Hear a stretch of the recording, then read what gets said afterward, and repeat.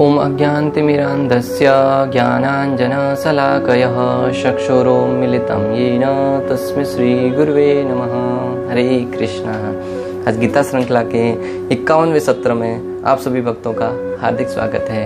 आज हम श्रीमद् भगवद गीता के दूसरे अध्याय के श्लोक क्रमांक 22 का अध्ययन करेंगे। श्लोक इस प्रकार है। वांसासि जीर्णानि यथा विहाय नवानि गृह्णाति नरोपराणि तथा शरीराणि विहाय जीर्णानि अन्यानि च यान्ति नवानि देहि। अर्थात जिस प्रकार मनुष्य पुराने वस्त्रों को त्याग कर नए वस्त्र धारण करता है, उसी प्रकार आत्मा पुराने वस्त्र व्यर्थ के शरीरों को त्याग कर नवीन भौतिक शरीर धारण करता है।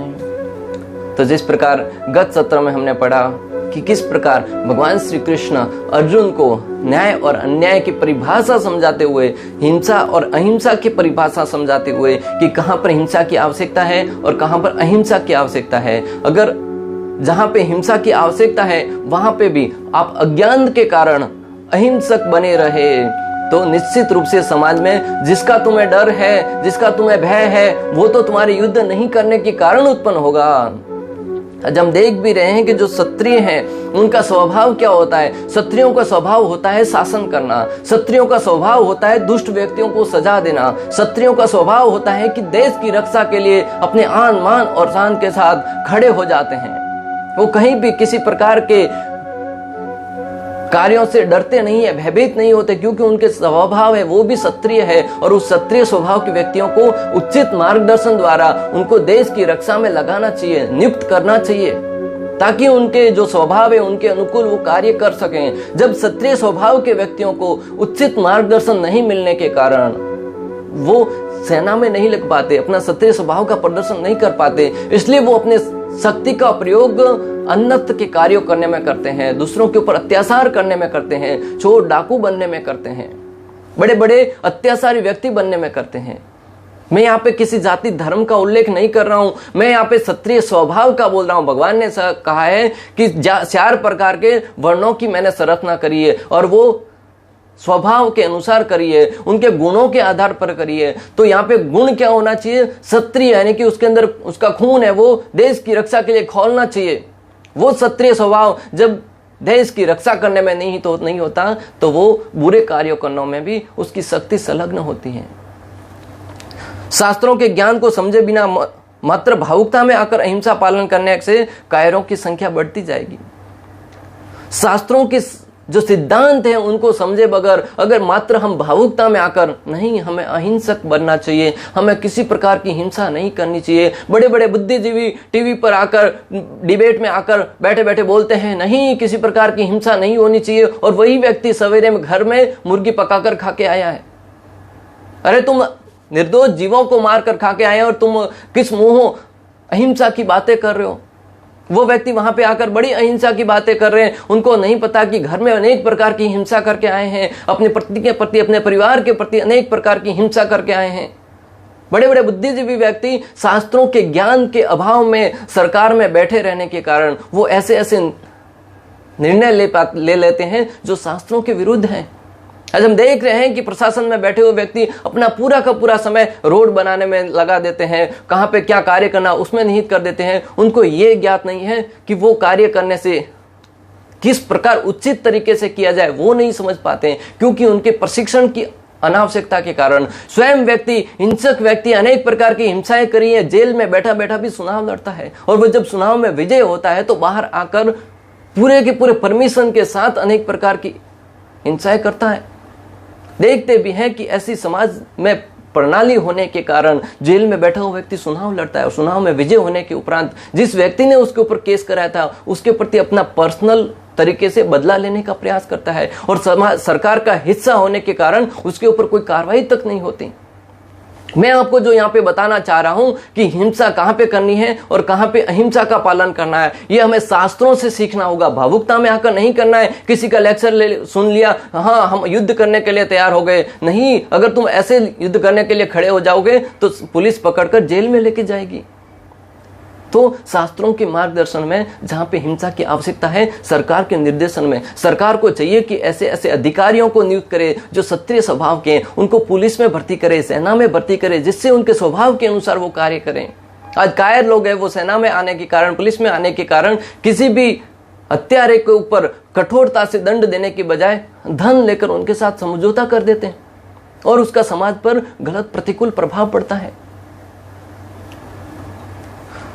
आज क्षत्रिय स्वभाव के व्यक्तियों को उचित मार्गदर्शन नहीं मिलने के कारण वो अपनी शक्ति का गलत उपयोग करते हैं।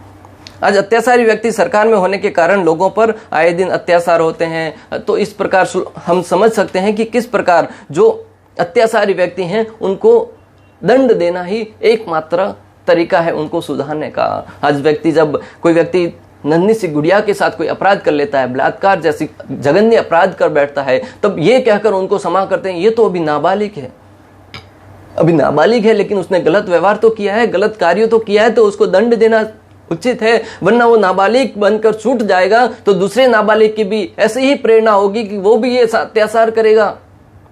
जैसे जैसे कलयुग है वो आगे बढ़ता जा रहा है, वैसे वैसे व्यक्तियों की आयु है जो परिपक्व होने की उम्र संख्या है वो धीरे धीरे कम होते जा रही है। पहले 20-25 वर्ष की आयु में व्यक्ति की ऐसी परिपक्वता होती थी कि उसको तब तक किसी प्रकार के भौतिक भोगों के प्रति आकर्षण नहीं होता था, किसी प्रकार की कामुकता के विषय में आकर्षण नहीं होता था, क्योंकि उनको ऐसा प्रशिक्षण भी नहीं दिया जाता था और नहीं वो ऐसा कहीं देखता था। परंतु आज तो बचपन से ही बच्चे हैं वो इंटरनेट के माध्यम से, टीवी के माध्यम से कामुक भरी अनेक प्रकार की बातों को सुनते हैं, देखते हैं, उसके कारण उनके अंदर अनेक प्रकार के गलत व्यवहार करने का भावना है वो उमड़ पड़ती है।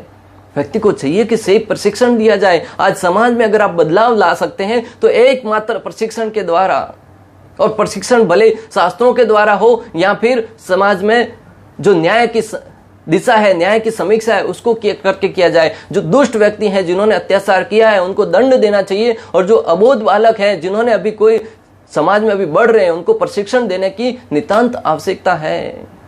यहाँ पे इस श्लोक में भगवान श्री कृष्ण अर्जुन को दूसरा तर्क समझा कर रहे हैं कि जिस प्रकार वस्त्र पुराने होने पर व्यक्ति उसका त्याग करके नया वस्त्र धारण करता है, उसी प्रकार शारीरिक शरीर पुराना होने पर उसका त्याग करके आत्मा नया शरीर धारण करती है।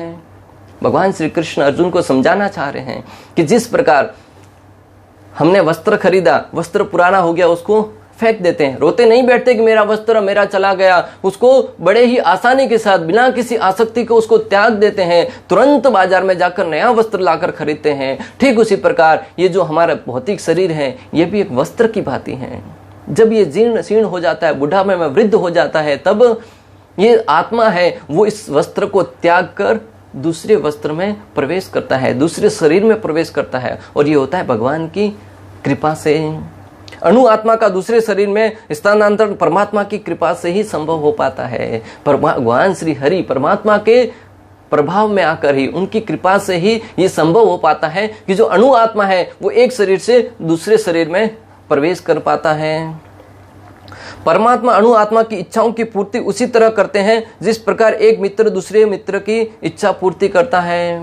भगवान श्री हरि परमात्मा है वो इस अणु आत्मा की इच्छा उसी प्रकार करते हैं जिस प्रकार एक मित्र अपने मित्र की इच्छा पूर्ति करता है। मित्र है, मित्रता का स्वभाव है कि किसी प्रकार का आपस में कोई भी फैमिली रिलेशन न होते हुए भी वो इतना प्रेम में एक दूसरे के प्रति आदान प्रदान करने में इतना सीमा में आगे बढ़ जाते हैं कि जब भी उनको एक दूसरे की आवश्यकता पड़ती है, बिना किसी स्वार्थ के, बिना किसी दूसरे की कुछ पाने की लालसा के बिना ही उसके प्रति प्रेम दर्शाते हैं। यानी शास्त्रों में भी अनेक दृष्टांत आते हैं। भगवान श्री कृष्ण ने सुदामा के प्रति क्या सुंदर मित्रता निभाई। सुदामा के पास कुछ भी नहीं था, बिना किसी धन के उसको 2 टाइम का खाना भी ठीक से नहीं मिल पाता था, कभी कभी तो उसका परिवार भूखा ही सो जाता था, फिर भी उन्होंने भक्ति करना नहीं छोड़ा भगवान का आए दिन। और वो जब भोजन नहीं मिलता था तो उसे भी भगवान की कृपा समझकर कि भगवान का कुछ और विधान होगा, ये समझकर वो भगवान की भक्ति करता रहा। भगवान श्री कृष्ण इतने प्रसन्न हो गए जब सुदामा उनके राज्य में द्वारका में मिलने के लिए आए, तब स्वयं भगवान श्री कृष्ण ने उनका स्वागत करके उनको अपने गादी पर बिठाकर उनका पाद प्रक्षालन किया और अपनी पत्नियों के द्वारा भी उनका पाद प्रक्षालन करवाया गया और उनको बहुत ही सुंदर तरीके से उनका सेवा करके उनको भोजन खिलाया गया। यहां तक कि भगवान ने उनको बहुत बड़ा ऐश्वर्य प्रदान कर दिया बिना कुछ मांगे ही। मैं आपको जो बताना चाह रहा हूं कि परमात्मा है वो व्यक्ति के सच्चे हितैषी हैं, सच्चे मित्र हैं। अगर आप परमात्मा की तरफ थोड़ा सा भी मुड़कर देखेंगे, आचार्य शास्त्रों में वर्णन आता है, कठोपनिषद और अनेक शास्त्रों में श्रील प्रभुपाद तात्पर्य में बताते हैं कि एक पेड़ पर दो पक्षी बैठे हुए हैं। एक पक्षी है वो जीव है, वो पूर्ण रूप से भौतिक भोगों को करने में मग्न है। भौतिक भोगों के प्रति यहां से धन प्राप्त करूंगा तो मेरी इंद्रिय तृप्ति तुष्ट होगी, यहां से ये प्राप्त करूंगा तो मेरा जीवन है वो सुखी हो जाएगा, बड़ा सा घर बना लूंगा, आराम से सो पाऊंगा, अच्छे से शादी करूंगा, जीवन में अच्छे से जीवन की प्लानिंग कर पाऊंगा, यहाँ पे इन्वेस्ट करूंगा तो बुढ़ापे में ये धन प्राप्त होगा, यही फल खरीदूंगा तो मेरे जीवन की संतुष्टियां पूर्ण होगी। ऐसे अनेक प्रकार के आयोजन करता रहता है, अनेक प्रकार के जीवन में संरचनाएं करता रहता है जिससे वो सुखी हो सके। और सुखी कैसा? मात्र और मात्र इंद्रिय तृप्ति। तो एक पेड़ पर दो पक्षी बैठे हुए हैं, एक पक्षी पूर्ण रूप से भौतिक भोगों के प्रति उस वृक्ष के फल खाने में ही संलग्न है, फल खाने में ही पूर्ण रूप से निमग्न है, और दूसरा पक्षी है परमात्मा, उसके बाजू में बैठा हुआ, उसकी तरफ देख रहा है आशा भरी निगाहों से कि कभी तो मुड़कर ये मेरी तरफ देखेगा और मैं उसको सही मार्गदर्शन दूंगा कि ये जो तू भोग कर रहा है वो एक न एक दिन तुम्हारे दुख का कारण बनेगा, तुम काल है वो तुम्हारे को ग्रसित कर लेगा, शिकारी आएगा और तुम्हारे ऊपर कृपा तुमको मार डालेगा। इसलिए वो आदेश देना चाह रहे कि यहां से उड़ने के विषय में ट्राई कीजिए, उड़ने का प्रयास कीजिए, इस भौतिक वृक्ष रूपी शरीर है उससे बाहर निकलकर परमात्मा के धाम में जाने का, गोलोक वृंदावन धाम में जाने की तैयारी करो। तो हमें चाहिए कि हम इस भौतिक भोगों को करते हुए भी थोड़ा सा भगवान की तरफ भी देखें। प्रातः काल उठकर, ब्रह्म मुहूर्त में उठकर, हो सके तो लेट भी उठकर अपने शारीरिक कार्यों से निवृत्त होने के उपरांत 5 मिनट 10 मिनट एक ध्यान में बैठकर भगवान के नाम का भजन करें। हरे कृष्णा कृष्ण कृष्ण हरे हरे, हरे राम राम राम हरे हरे। जब इस भगवान के नाम का भजन करेंगे तब निश्चित रूप से आपके जीवन के अनेक प्रकार के कष्ट हैं वो धीरे धीरे स्वतः ही दूर होते जाएंगे। 3 प्रकार की वस्तुएं होती है, मणि, दवाई और मंत्र। किस प्रकार कार्य करते किसी को नहीं पता। अब प्रश्न उठ सकता है कि ये मंत्र जप करने से व्यक्ति सुखी कैसे हो सकता है? तो आचार्यगण उदाहरण देते हैं कि जो दवाई है, शरीर के किसी भी हिस्से में आपको दर्द हो रहा है, दुख हो रहा है, लेकिन जैसे ही दवाई आपके पेट में डालेंगे सिर दर्द खत्म हो जाएगा, पाँव में दर्द खत्म हो जाएगा, हाथ में दर्द खत्म हो जाएगा। ये कार्य किस प्रकार करता है ये हमें नहीं पता, परंतु कार्य तो करता है। ठीक उसी प्रकार मणि है वो हाथ में लोग अंगूठी के रूप में पहनते हैं और कहते हैं कि शरीर का जो ब्लड प्रेशर है वो भी शांत बना रहता है, शरीर के जीवन में आने वाले अनेक प्रकार के कष्ट हैं वो भी दूर हो जाते हैं। वो कार्य किस प्रकार करता नहीं पता, लेकिन वो कार्य करता है। ठीक उसी प्रकार मंत्र है, उसका जप करने से आपके जीवन के जो भी क्लेश हैं, द्वेष है, दुख है, दरिद्रता है, धीरे धीरे समाप्त होती जाएगी। जिस प्रकार आयुर्वेदिक दवाई है वो धीरे धीरे कार्य करती है, उसी प्रकार आध्यात्मिक मंत्र है वो भी आपके जीवन में धीरे धीरे प्रेम पूर्वक भगवान का भजन करते रहिए। बिना किसी लालसा के, बिना किसी कुछ वस्तु प्राप्त करने की इच्छा से। भगवान कृष्ण कहते हैं भजताम प्रीति पूर्वकम, प्रेम पूर्वक जो मेरा भजन करेगा वो निश्चित रूप से मुझे प्रिय होगा। तो प्रेम पूर्वक प्रातःकाल उठकर भगवान के नाम का जप करें। धीरे धीरे आपके जीवन के दुख, दरिद्रता, आप कितने भी अपनी तरफ से प्रयास कर लीजिए लेकिन जीवन में संकट बने रहेंगे। परंतु अगर भगवान के ऊपर आश्रित होकर भगवान की कृपा ऊपर आश्रित रहेंगे, जिस प्रकार द्रौपदी ने अपने तरीके से अपने संबंधियों से, 5 पतियों से, भीष्म पितामह से, द्रोणाचार्य से, धृतराष्ट्र से अनेक से सहायता मांगी, लेकिन हर जगह से असफलता ही हाथ लगी। परंतु जैसे ही अपनी शक्ति को छोड़कर परमात्मा श्री कृष्ण को याद किया तब तुरंत उनकी लाज बचा ली गई। गजेंद्र उसी प्रकार अनेक प्रकार के ऐसे शास्त्रों में वर्णन आते हैं कि जब भी जीव ने भगवान के ऊपर आश्रय लिया है, भगवान की कृपा पर आश्रित रहा है, तब तक उसके जीवन सुखी और सफल हुआ है। उसके जीवन की सफलताएं हैं वो 7वें आसमान पर पहुंची हैं। इस प्रकार हमें प्रातःकाल उठकर भगवान के नाम का भजन करना चाहिए।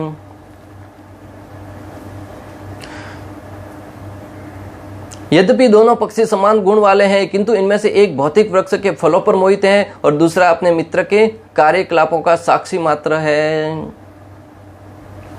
जैसा ही हमने बताया कि दोनों पक्षी हालांकि गुण के माध्यम से मात्रा में कमी फर्क है, लेकिन गुण के माध्यम से समान है, फिर भी एक है भौतिक भोगों के प्रति, फलों के प्रति मोहित है और दूसरा मात्र उसका साक्षी मात्र है।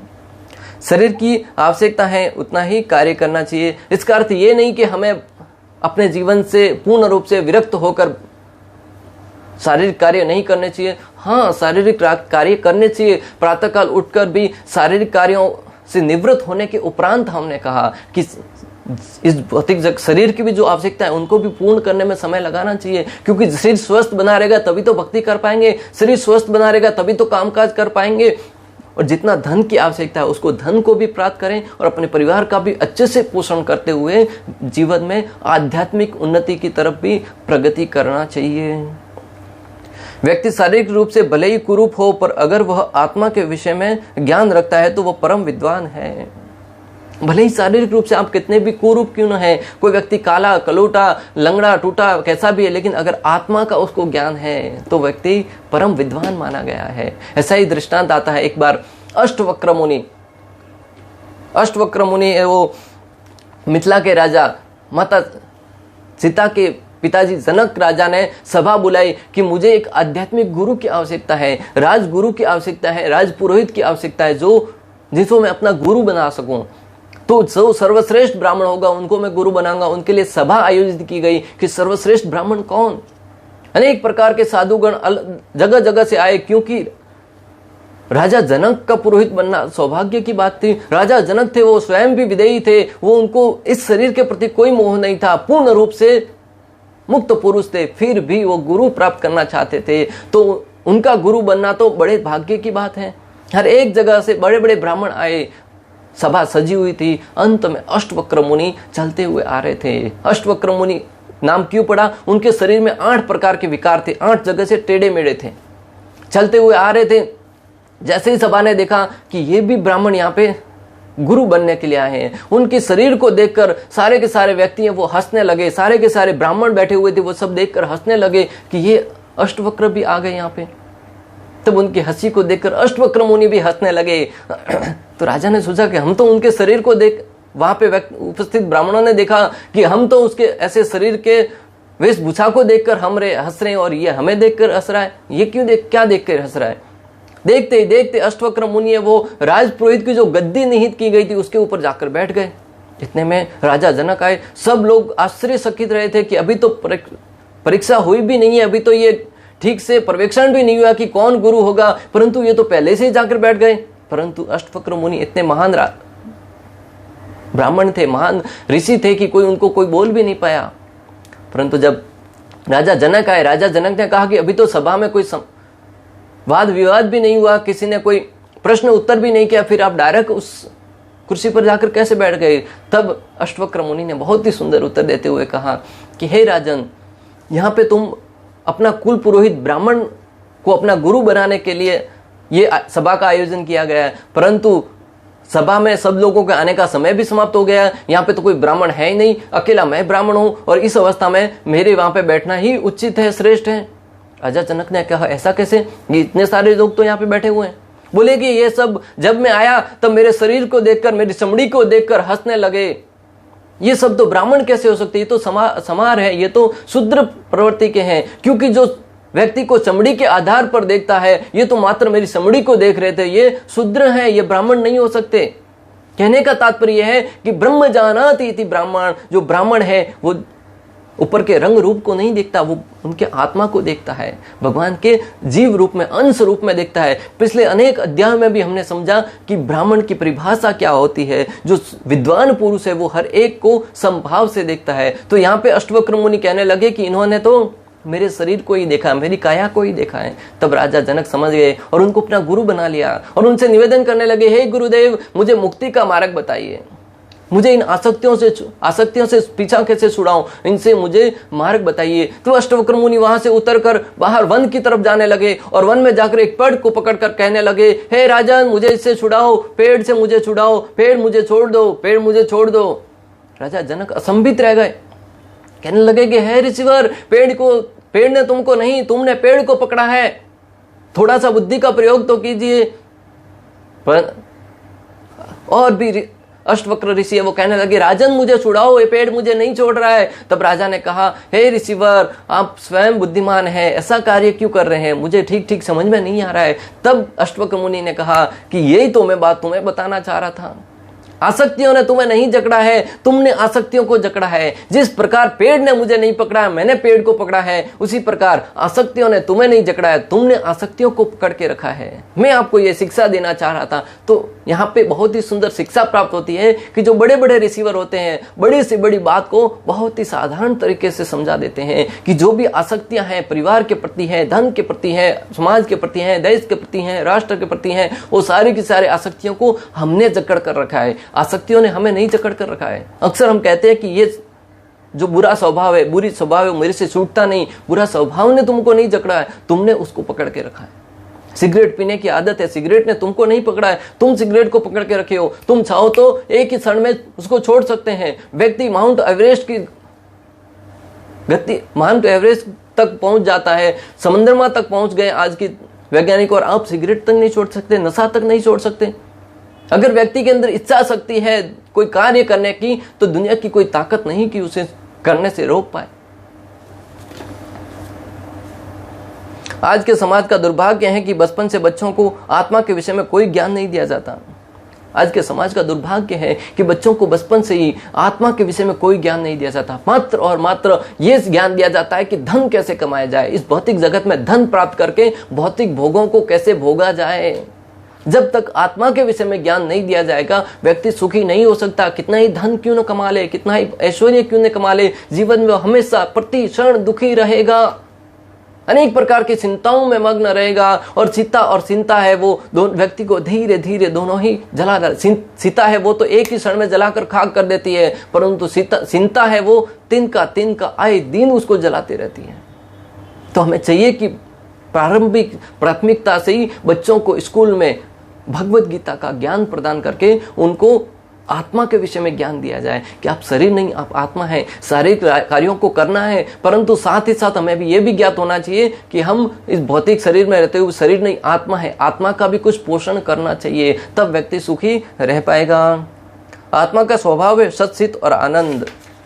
आत्मा का स्वभाव है सत्चित और आनंद। भगवान का भी स्वभाव है सत्चित आनंद, और आत्मा का भी स्वभाव है सत्चित और आनंद। हमेशा आनंद में रहना चाहता है आत्मा। इसलिए तो जब जीवन में कष्ट आते तो व्यक्ति डर जाता है। क्यों? क्योंकि आत्मा का स्वभाव है आनंद में रहना, और जब दुखों को देखता है तो वो आत्मा सहन नहीं कर सकता उसको।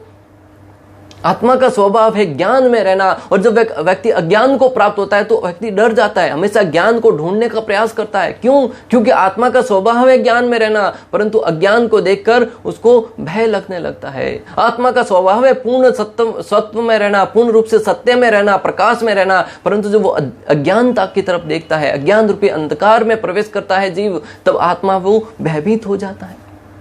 हमें समझना होगा कि आत्मा का स्वभाव क्या है और उसके अनुरूप कार्य करना है। अस्तो मां सतगमय, इस असत से सत्य की तरफ गति करना है। अस्तो मां सतगमय तमसो मां ज्योतिर्गमय, मृत्युर्मां अमृतम गया है, इस मृत्यु लोक से अमृत लोक की तरफ जाना है। वहां पर जब जाएंगे तब ही ये आत्मा है वो सुखी रह पाएगा, प्रसन्न रह पाएगा। इस भौतिक शरीर में, देह में रहकर हम अनेक प्रकार के कष्टों को भोगते हुए और जटिल प्रक्रिया में बंधते जाएंगे। आज हम देख रहे हैं कि पाश्चात्य देश के लोग आध्यात्मिक ज्ञान प्राप्त करने के लिए आशा भरी निगाहों से भारत की तरफ देख रहे हैं।